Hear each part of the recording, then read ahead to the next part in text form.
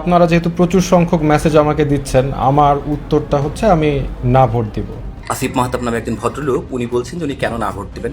উনি না ভোট দেবেন কি দেবেন না এটা ওনার ব্যক্তিগত অধিকার, যে কেউ যে কোনো ভোট দিতে পারে, কিন্তু না ভোটের পক্ষে উনি যেসব যুক্তি দাঁড় করেছেন এগুলো শুধু মিথ্যা বললে কম হবে, এগুলো ডাহা মিথ্যা, ভয়ঙ্কর মিথ্যা এবং সম্পূর্ণ মিথ্যা, অপপ্রচার, ভুল ব্যাখ্যা, অপব্যাখ্যা।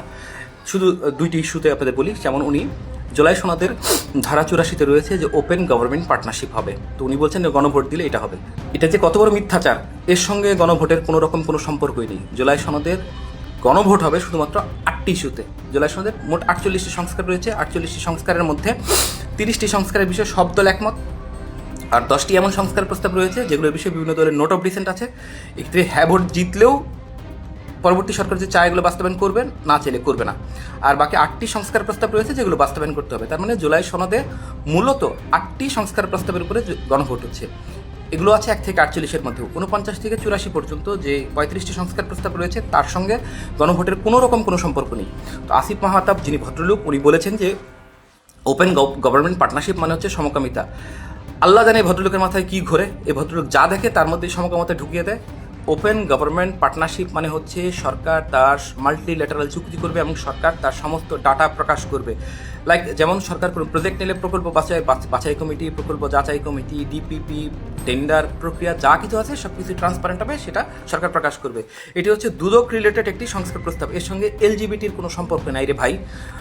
তারপর উনি 2 নম্বর আরেকটা পয়েন্ট রেজ করছেন, যেটা হচ্ছে যে আপনার যদি জুলাই সনদ বাস্তবায়ন হয় তাহলে নাকি সংবিধানের মূলনীতিতে সাম্য, মানবিক মর্যাদা এবং সামাজিক ন্যায়বিচার যে যুক্ত হবে, এর মাধ্যমে নাকি সমকামিতা চলে আসবে।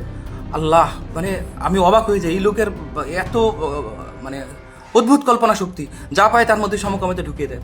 এবার একটু বলি ভাই, আমাদের যে সংবিধানের প্রস্তাবনার মধ্যে সাম্য, মানবিক মর্যাদা এবং সামাজিক ন্যায়বিচার রয়েছে, যেটি মুক্তিযুদ্ধের মূলনীতি, মুক্তিযুদ্ধের মূল লক্ষ্য, এটি সংবিধানের প্রস্তাবনায় রয়েছে। প্রস্তাবনায় থেকে এটি আসবে এখন সংবিধানের 8 অনুচ্ছেদে, আমাদের যে রাষ্ট্র পরিচালনার মূলনীতি সেখানে আসবে।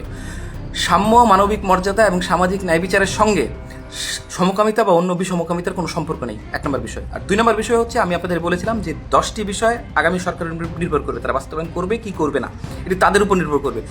এর মধ্যে এটি হচ্ছে একটি, যেটি জুলাই সনদের 7-এ আপনি পাবেন। তো গণভোট জিতলেও এগুলো বাস্তবায়ন হবে এরকম কোনো সম্ভাবনা নেই, হারলেও এটি যে হবে না এরকম কোনো সম্ভাবনা নেই। আগামী সরকার ঠিক করবে যেগুলো হবে কি হবে না।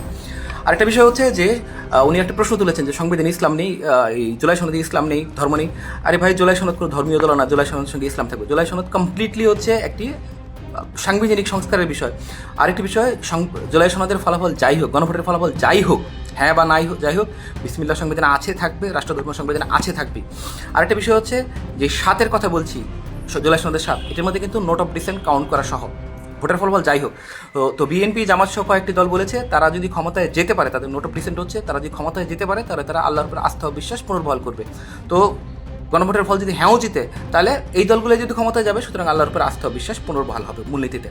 আর সাম্য, মানবিক মর্যাদা এবং সামাজিক ন্যায় বিচার যুক্ত হবে কিনা, এটি হচ্ছে পরবর্তী সংসদের উপর নির্ভর করবে। যদিও এই 3টি বিষয়কেও সংবিধানের মূলনীতিতে যুক্ত করার জন্য অধিকাংশ রাজনৈতিক দল রাজি হয়েছে। এর অনেকগুলি ধর্মীয় রাজনৈতিক দল, যেখানে অনেক বড় আলেম ওলামারা ছিলেন, তারা কেউই আসিফ